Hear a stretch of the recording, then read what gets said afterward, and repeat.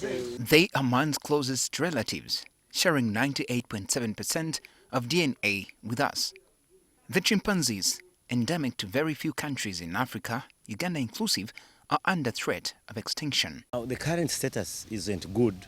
Between 1999 and 2002, a comprehensive nationwide assessment was done, and the population at that time stood at 4,950.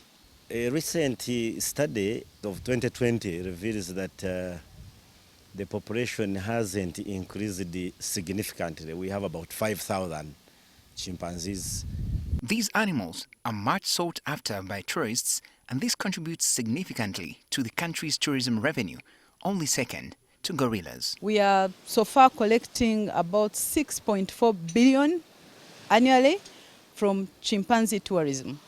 And here we are talking about only revenue from Uganda Wildlife Authority, but not mentioning the central forest reserves, where some of the chimps are habituated and also generating revenue. Beyond the tourism, they are also of great ecological importance as they help in seed dispersal.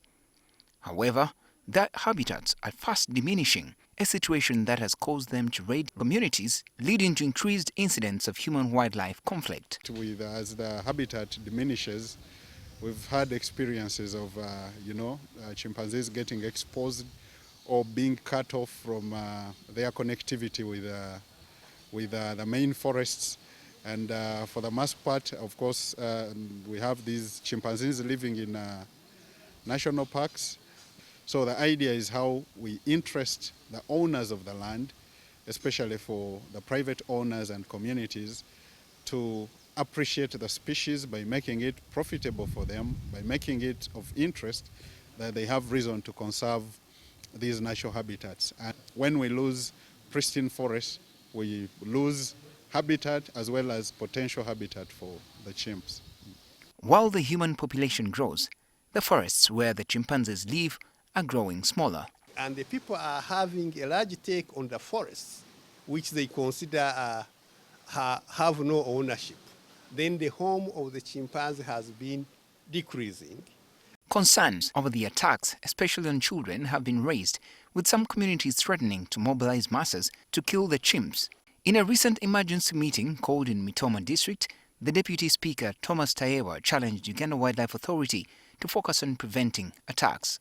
The authority has often been accused of concentrating on wildlife but ignoring the plight of the affected communities. We don't care about chimpanzees more than humans, but if we don't protect the environment from which we share, eventually the humans will also be affected. The Acting Commissioner for Wildlife Conservation in the Ministry of Tourism, Wildlife and Antiquities, George Owesigira, says of the areas of focus in the new strategy is increasing awareness and strengthening monitoring and enforcement. The strategy seeks to reverse the current threats that affect chimpanzee conservation, but also promote peaceful coexistence between humans and chimpanzees, but also enhance the harnessing of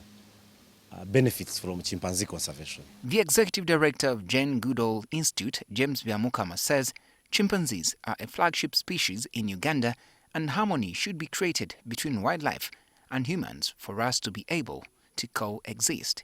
There is no way that people can live without the other aspects of the environment, because God created us to live complementing and supporting each other. So it's very crucial and very critical that we should have a chimpanzee strategy that brings all the other stakeholders, the people, but also the chimpanzees who may not have a voice. For the most part, improving livelihoods through conservation is the way to go.